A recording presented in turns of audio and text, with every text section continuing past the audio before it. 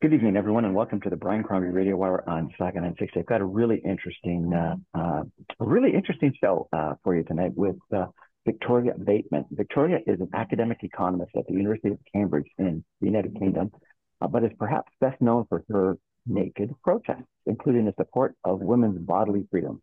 She is the author of two books on women and the economy, The Sex Factor, published in 2019, and published this spring, Naked Feminism, Breaking the Cult of Female Modesty. Victoria, welcome to the show. It's a pleasure to be with you, Brian. So you got to tell me, how did you get into writing about women's bodily freedom and naked feminism? Well, society has a problem with women's bodies, and I'm fighting back with the combined force of body and brain.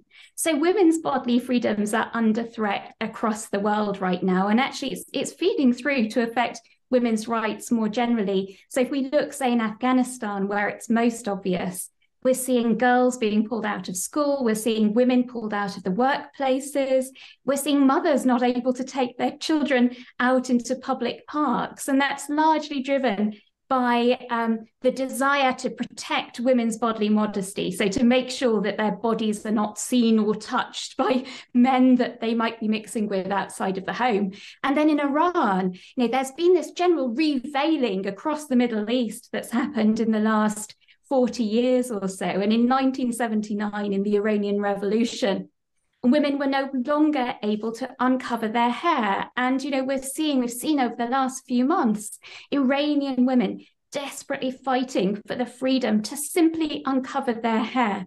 And as far as the Iranian authorities are concerned, women with uncovered hair are said to be inciting prostitution, turning Iran into a nation of harlots. And they've literally been being locked up and shot at in the streets for simply wanting to uncover their hair. In the US, we've seen in the last 20 years the rise of virginity pledges, modesty ponchos, chastity balls, and most recently, the same forces that are pushing that purity culture in North America have also pushed to deny women rights to control their own fertility, to deny women the right to abortion.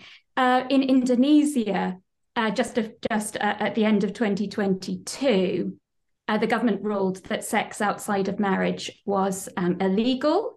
And it comes with imprisonment of a year in jail if you engage in sex outside of marriage. So I think there is, in general, a rise of Puritanism in many societies across the world today. And one of the things I do in my book is to look across the long span of human history to see how, sadly, rather than history being one long march towards bodily freedom for women, instead, the pendulum of female modesty has swung back and forth. And whenever in history we've had a period of bodily freedom or sexual revolution, it has been followed by a puritanical comeback. And, we're decades on now from the swinging 60s. We're decades on from that 20th century sexual revolution. And I'm afraid bubbling under the surface have been these puritanical forces that are not happy about women having bodily freedoms, that worry that if women are free to control their own bodies, then society will, fall apart, go to pot.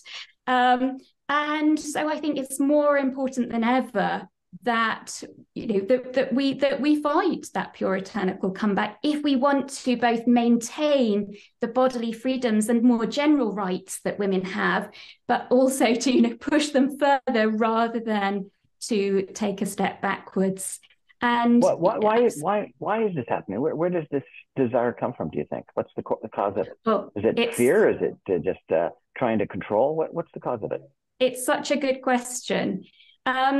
We, throughout so many societies and throughout so much of history, a common feature has been a desire to control women's bodies in particular, an obsession with women's virginity and an obsession with covering women up in order to protect that virginity, in order to try and guarantee women's body purity. And, if you talk to, say, sociobiologists, they would suggest that at the root of this is paternity uncertainty. So paternity uncertainty is the fact that when a woman gives birth to a child, she knows she's the mother. But the father, the supposed father, can always have doubts about whether he is the true father.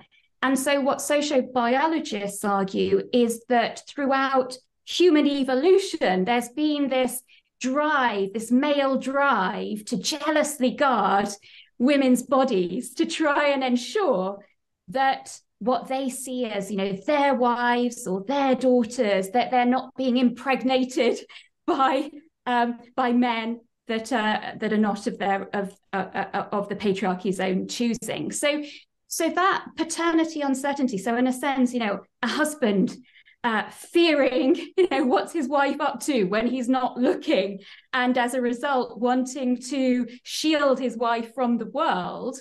That is what sociobiologists would say. But the problem with blaming it all on biology is that there is too much variation across time and across countries. Some countries are much more obsessed with policing women's bodies than others. And actually, if you look at, say, Egypt, Morocco, Palestine, more than 80% of men think that their honor as men depends on their female family members' behavior in terms of their sexual behavior and how they dress. So there are some countries where there really is a focus on guaranteeing the virginity and the modesty of women. But then you have countries, like our own, that are relatively more liberal. And then also, as I say, across human history, you have these intermittent sexual revolutions followed by each time a puritanical comeback. So if we're to try and explain why there is so much variation, we've got to go beyond something like biology. Now, a lot of people, I think, would probably straight away think that religion was to blame. And certainly in North America, you see these currents within, interestingly, not within Catholic culture, but within evangelical Christian culture. That's where you're seeing virginity pledges, chastity balls, this greater focus on female modesty, female virginity, really taking off, a push for sex education that is abstinence only. So not telling girls about contraception with a view that if girls know about contraception and have that freedom to have an abortion, that they will be engaging in lots of rampant sex, and it's a view that that's a terrible thing, and so we need to make sure that women don't have that option. And so and similarly in Afghanistan, the Taliban, in Iran, that close connection between Islam and the state authorities. So it would seem natural to blame religion, but again, the problem with blaming religion is there's a lot of variation within individual religions. So actually, like within Christianity, yes, you do have these virginity-focused evangelical parts of Christianity, but then you have other parts of Christianity, like Christians for Biblical Equality, that really reject that and see that purity culture as very bad for women's freedom and women's equality. And similarly within Islam, you have more extreme elements that insist that women fully cover up. And then you have more liberal elements. So, religion alone isn't enough. In a sense, we have to ask, well, what is it that pushes religious people in the direction of wanting to police women's bodies? Now, I think actually there are three forces that, whenever we've seen them throughout history, have tended to spell the end for women's sexual and bodily freedoms. And they are inequality, population pressure, and high levels of warfare. So with extreme levels of inequality, inheritance becomes a big thing. So particularly if you're one of the wealthier members of society, you have quite a sizable inheritance to pass on down the generations. Back when, before human beings invented private property, when we all lived a communal existence, running about the land, pretty much naked, chasing wild animals, living as hunter-gatherers. At that time, there wasn't such a thing as ownership.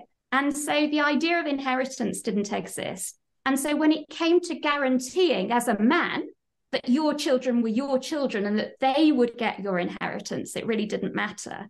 But once you have private property, and in particular, once you have high levels of inequality, so in parts of the world where you have not just private property, but high levels of inequality, as you see in many Middle Eastern regions today, for example, the passing on of private property becomes a really big thing. And so particularly the elite members of society want to guarantee that their wives are giving birth to what truly are their children.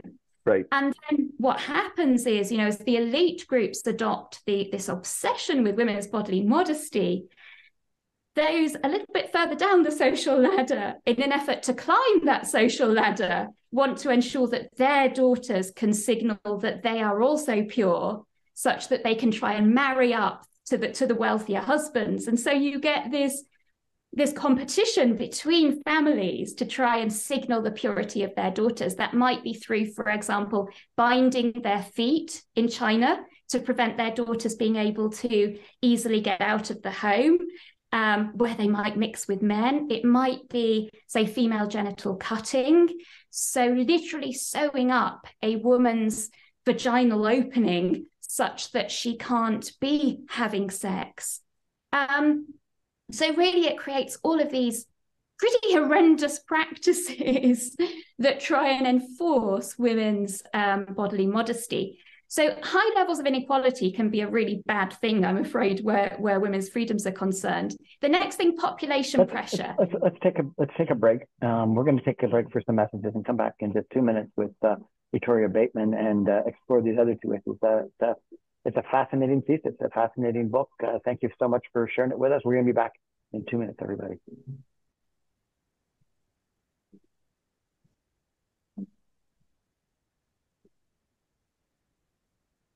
Welcome back, everyone, to the Brian Crombie Radio Hour on Saga 960. Having a really interesting conversation tonight with Victoria Bateman. She is an academic economist at the University of Cambridge in the United Kingdom, but is known best for her naked protest, including in support of women's bodily freedom. We're chatting tonight about the three reasons why society, particularly men, want to control women's bodily freedom, and it's fascinating. And before we get back onto that, Victoria, you're an academic economist. Can I just ask you to go back in history and ask you, how did an academic economist get interested in such an interesting, fascinating, different topic? Yeah. So I grew up in the north of England, and the north of England is often seen as the home of the Industrial Revolution, the British Industrial Revolution, which in a sense was the beginning of the rise of the Western world. So for most of human history, the West was on the periphery of economic civilization. The West was pretty poor for most of human history, and China, India, and the Middle East was where all of the economic action was taking place. So it's always, from being a young girl growing up in the home of the Industrial Revolution, I've always been fascinated by how is it that some countries are rich and others are poor? And how was it that the West went from being a backwater to global civilization to being the richest part of the world by the 19th, 20th, 21st century? And when I looked at what economists said about that, most of their focus was on men's lives. So it was on, famous male scientists, famous male inventors and industrialists, and famous male merchants who, took to the seas on their big ships and went out across the world. And I started to think to myself, well, where are the women in this story of how the West became rich? And I began researching, and the thing that most struck me was what made the West so different to the parts of the world that had previously been at the top of the global economic ranking, China, the Middle East, and India and Pakistan.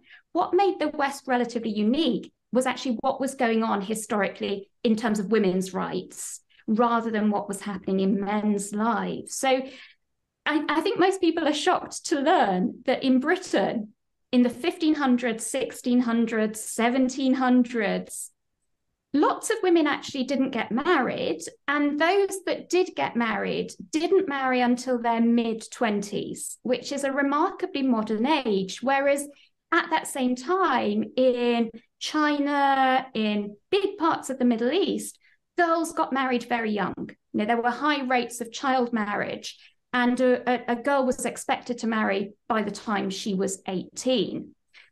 So what I started to see was that women in the West historically had relatively greater control over their lives, greater ability to decide for themselves whether, when, and who to marry. And I dug a bit deeper and I saw that this was largely a result of the fact that women went out to work, they engaged in paid work, and that financial independence that it brought them meant that they had the ability to avoid child marriage, take control of their own lives, decide what they wanted to do with their own lives. And then I started to think about, you know, concrete ways in which women's freedom fed through to sow the seeds of the rise of the Western world. And with that, I wrote my last book, The Sex Factor. And I argued that where women were relatively free, as they were in Britain, they got married later. And as a result, they tended to have smaller families, and so fewer children because they're getting married later in life. And with those smaller families, parents could better afford to educate their children. They could better afford to save because they're feeding fewer children. And that leads to a development of skills, a development of a pool of investment in the economy that helps to facilitate the economy's growth. And then more than that, because families are smaller, there is lower population pressure. And that means that labour markets are not overwhelmed by population pressure. And so you tend to have scarcity of labour, of workers, and so with it, higher wages. And actually, those higher wages were pretty key to encouraging businesses in the 1700s, 1800s, encouraging businesses to start to develop machines, use machinery, which raise productivity growth. So if we look at technology, if we look at investment, if we look at skills and the development of those things and their contribution to the rise of the Western world, underneath it all is actually women's freedom to earn and to take charge of their lives. Whereas in parts of the world where women were married off at a young age and where they had no choice but to have child after child after child, you have high levels of population pressure, with it a low-wage economy in which businesses pursue a cheap labor method of production rather than a more technology-based, high investment type of path to growth. So that was my last book, The Sex Factor. And then the question I wanted to answer with my new book, this one, Naked Feminism, Breaking the Cult of Female Modesty, was, given that actually it seems pretty obvious, to be honest, that women's freedom is good for economies, that if you let women go out into the world and engage in the workplace, get educated, go to work, earn money, it really is common sense that that's going to be good for the economy. It may be common sense, but it's not a thesis that I've heard before. One of my favorite books was Jared Diamond, Guns, Germs, and Steel, and you're suggesting it should be Guns, Germs, Steel, and women's freedom. And women's freedom. That's right. I mean, economists have sadly neglected it for a long time, even though I think, to a non-economist, it should be kind of, it's much more common sense, I think. So I think it's a great, it's rather damning of economists in general and their neglect of the importance of women to the economy and women's freedom. And really one of the questions I was left pondering was, why is it that countries like Afghanistan today are, despite the harms it's causing to its economy, pulling women out of school, pulling women out of the workplace? I mean, we see the rocketing levels of poverty that families are experiencing in Afghanistan because women are no longer able to go out and work. So why is it that societies are so reluctant to allow women to be free, to engage in work, to go to school. And what I argue in my new book, Naked Feminism, Breaking the Cult of Female Modesty, is that it is this historic obsession that so many societies have with women's bodily modesty. The way that in far too many societies, a woman's worth very much depends on her bodily purity, whether or not she's a virgin, how modest she is in her dress, whether she's mixing with men, whether her body has in general been seen or touched by men. And where you place a woman's worth and respect, where you hang that worth and respect on that superficiality of her bodily modesty, that drives you to create policies and practices that limit women's ability to go out into the world, that limit their ability to go to school alongside boys, that limit their ability to work alongside men, that restrict their ability to travel, so that fuel practices like virginity testing, female genital cutting, revenge killings, honor killings, and so on. So what I argue in my latest book is, if we want to transition to a world in which all women have freedom over their lives in a way that helps their own financial security and has benefits for their society more generally, then what we need to do is break this cult of female modesty, to stop hanging a woman's worth and respect on her bodily modesty. And by embracing my own naked body, one of the things I'm trying to do is to confront anyone who believes that women who are immodest, like me, are less worthy, less deserving of respect, less worth listening to. I ask your listeners today, does the fact that I am sat here naked, does that mean that I am less worthy of being listened to? Does that mean that your listeners are taking me less seriously? Am I viewed as just a body without a brain? And for anyone who thinks that, then I think, an attitude change is required, because if we could have a revolution in our minds, a revolution in our mindset that reset how we judge and think about women, then it would be transformative for women's freedoms across the world. I agree with you. I interviewed another professor, a female professor in the UK, who wrote a book called Erotic Capital. And she argued that it was almost selfishness, that it was men that just wanted to keep all the spoils of the economy for themselves. And they realized that females had this extra something or other, this sex appeal, this erotic capital. And what they were trying to do was to rob them of that advantage they had, so that men could keep the spoils, economic spoils for themselves. And that's what created the patriarchal society. Does that make any sense? So I think definitely women who are confident about their body, women who are comfortable in their bodies, women who are free to decide who they do and don't want to have sex with, for example, free to decide who they do and don't want to marry, then for many people, those women are a threat. For those with power in society, there is nothing more threatening than a woman who is confident and comfortable in her own body. So I think that is to a degree true. But at the same time, as I say, it is also deeply damaging for economies if women don't have bodily freedom and freedom more generally. And so that, trying to explain why throughout history so many societies have been determined to restrict women's bodily freedom is actually much more difficult a more difficult question to answer than we might think. Now, it is definitely patriarchal power has a lot to do with it. I mean, we've talked about how evolutionary, the male desire to ensure that what they see as their women are not being impregnated by other men is an important driver. But I think at the same time, some would say that patriarchy would be perfectly happy with lots of scantily clad women being out there, that modern day raunch culture.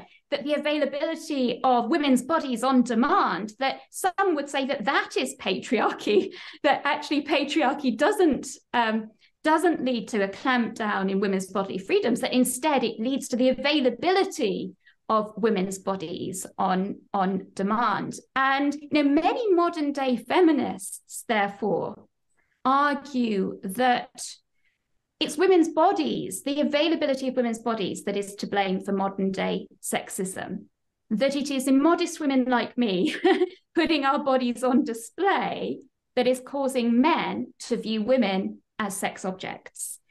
And so you have this puritanical strand within modern day feminism that argues that the problem is women themselves not being modest enough, that what we need is a return to modesty, that if only women could cover up their bodies more and stop having sex so promiscuously, that women could command more respect from men and more respect for them from society, and would have more self-respect for themselves. So I think there is, it's not just patriarchal forces that lead to the policing and judgment of women's bodies. What's interesting is feminists themselves, at the opposite of patriarchy, are also at the moment increasingly pushing an agenda that is demonizing women's bodies and placing the blame not on attitudes, but on the presence of women's bodies in our society. And you think that's wrong? I think that is deeply, deeply wrong. I think we must be able to achieve a world in which men and women are equal, whilst women also having freedom to do what they want with their own bodies. Okay, so let me ask you a question. Excuse me, I happen to be in Florida, in Tampa, and last night in a place called Ybor City, it's got 7th Avenue, which is supposedly one of the highest concentration of bars and nightclubs and things like this. And I went for a stroll last night. I couldn't believe how scantily clad all the young females, girls were. I frankly was surprised they could provide the identification to get into the bars. They were so young, and they were wearing clothes that I thought were lingerie.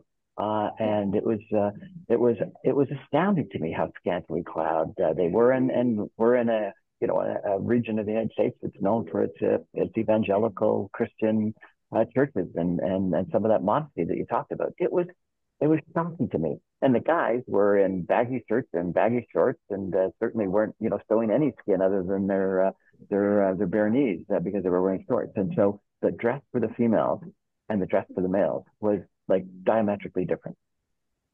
Yeah, and that's precisely what a lot of feminists are unhappy about. Now, one of the things I do in my book, Naked Feminism, is to show that actually in parts of the world where women are more modest, where women are expected to cover their bodies more, actually women are not freer.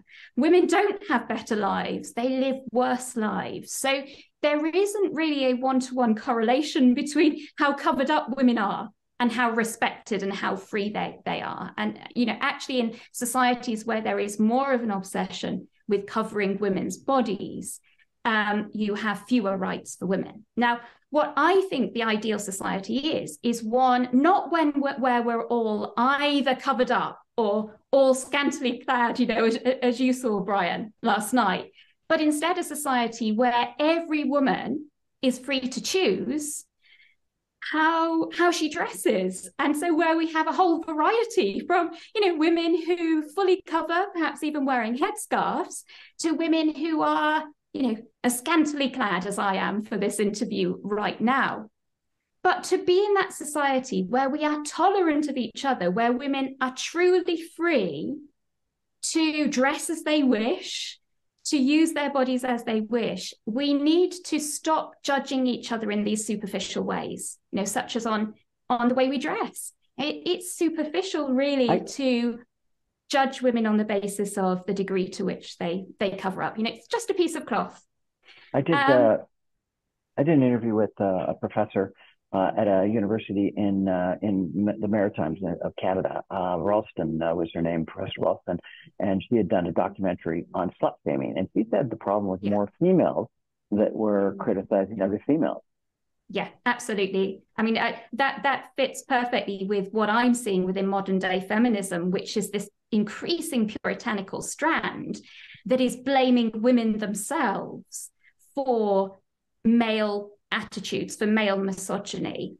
And certainly what you get where women themselves feel that their value depends on their own modesty and other women being modest, then what they do is they single out, judge, and punish women that they see as immodest. And so, by calling other women harlots, by calling other women a whole load of worse words that I probably shouldn't use in our interview today, by attempting to ostracize and punish women that they deem to be less modest themselves, then those women are trying to provide a public morality service to try and ensure that all women are sufficiently modest, such that women in general can command respect from society. And I think that is deeply, deeply damaging. Now, we need to rid feminism of whorephobia. We need to cease the slut shaming of women. Otherwise, we are behaving precisely like the Afghan Taliban and like the Iranian authorities that are telling women who uncover their hair that they are harlots, that they are inciting prostitution. No, it's the only difference between our society and theirs is that where we draw the line between the good girls and the harlots is in a different place. But we nevertheless still draw that line. So in Iran, that line is drawn between those who cover their hair and those who don't. In our own country, that line is drawn between, say, those that wear super short skirts and those that don't. But wherever you draw a line, wherever you judge women on the basis of their bodily modesty, you are creating forces that are deeply damaging. And so we have, in our own society, you have those scantily clad, young women that you saw last night. And you have strippers, for example. We regularly see their voices going unheard because they are deemed to be unworthy. They're treated like dirt. And that perpetuates this abuse and mistreatment that we see of what are often the most marginalized women in society. Yeah. So if we want to stop that abuse and mistreatment, if we want to make sure that every woman is treated with respect and treated as worthy, then we need to break that dividing wall that currently exists between the good girls and the harlots. What a fascinating conversation. We're going to take another break for the messengers and be back in just 2 minutes with Victoria Bateman, talking about naked feminism, breaking the cult of female modesty. Stay with us, everyone. We'll be back in 2 minutes.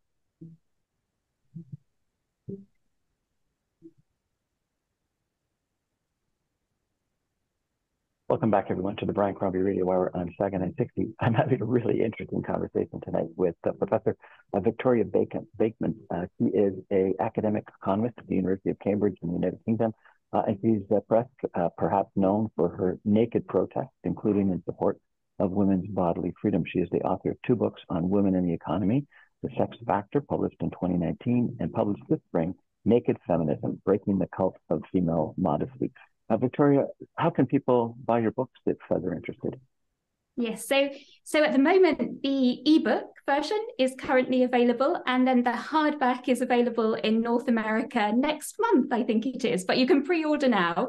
And also, if you want a taster, do visit my website, nakedfeminism.com, where I've got lots of information about the book, lots of video trailers and tasters for the content of the book, and also a rather long FAQ page answering a series of questions that I've received about the book.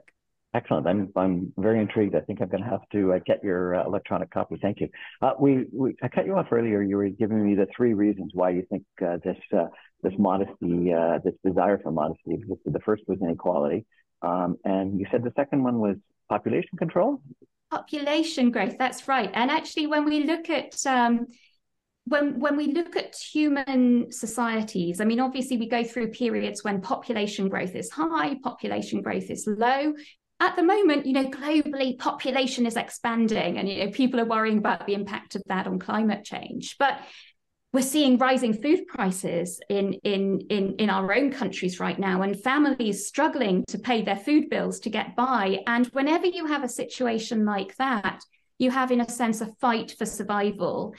And new mouths, new births are seen as potentially, they're expensive to feed, they're potentially coming at the cost of feeding other people in society. And so what you tend to find historically is in societies with high levels of population pressure, where you get this fight for food, this fight for survival, anyone who is having sex and creating new life outside of regulated channels, such as outside of marriage, that those people are demonized. And so sex in general, in a sense, becomes demonized because that is what is creating the extra mouths, the extra population pressure. But since it is women that give birth, it is women's bodily freedoms, women who have sex, that are demonized in particular. And so we see the demonization of single mums, we see the demonization of teenage mums, for example, in periods of high population pressure. Whereas in the very earliest human societies, where people were really scarce, where there was much more land and resources available than there were people, every new birth was to be welcomed. And so any woman who is having a baby is to be celebrated. So sex and reproduction really was to be celebrated rather than to be demonized. But when we're in a very different world, when population has reached such high levels that it is causing worries about access to food and resources, then you see this rise in Puritanism, the rise in the demonization of sex, and particularly women who are seen as engaging in too much sex or being too free with their own bodies. There's been numerous different articles recently about population decline, that the birth rate in so many different countries in the Western world isn't high enough to actually even keep our population flat. Japan, China, the United States, even Canada, where people are talking about substantially increased levels of immigration to make up for the falling birth rate. Given that, do you think this will change this factor? Yeah, I mean, we're kind of out of step. What's going on in our own societies here in the West and in countries like Korea, we're kind of out of step with what's happening globally, which is an expansion in population growth. And a lot of that population growth is being driven by relatively poorer countries that are starting to advance economically. And then in our own more mature economies, we have the opposite problem, one of stagnating birth rates. And the way that that countries like our own resolved that was precisely, as you say, Brian, through immigration. But what we've seen over the last few years is this resistance to immigration. And with it, what you're seeing within individual countries like our own is a lack of people, shortages of labour, whilst at the global level, you've got kind of the opposite problem. So you've got this mismatch, and that it, to some sense, is driving societies like our own to try and encourage women to have more children, but particularly to encourage women who are seen as respectable. So those that are married, for example, those that are well educated, those that are white, to encourage the more privileged parts of our population to be reproducing, to be having more children, whilst at the same time clamping down on the bodily freedoms of other women. What's your third reason? So first is inequality, second is population. What's the third? So warfare. So, relatively early on in human societies, we were relatively peaceful. But as population grows, we start to feel the forces of others around us, and we go to war with one another, sadly. And where you see warfare breaking out historically, you see, first of all, you see worries about rape being used as a weapon of war. And so a desire to protect wives and daughters, to keep them in the home, to shelter them within the home, to prevent the enemy from impregnating them. So rape has long been used, sadly, as a weapon of war. No better way to try and undermine your enemy than to try and impregnate that enemy society.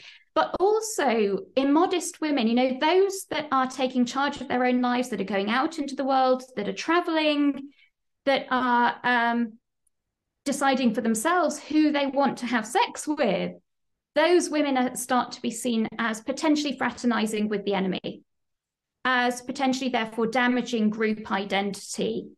So in societies where you saw high levels of warfare breaking out, you tended to see, for those two reasons alone, an emphasis on keeping women locked in their homes, veiling women, obsessing about their virginity as a way to try and enforce modesty on all women. And you know, when we look at these forces that historically, when they have erupted, whenever we've seen rising levels of inequality, whenever we've seen rising population growth, whenever we've seen rising levels of warfare, that has tended to bring the Puritans back in full force.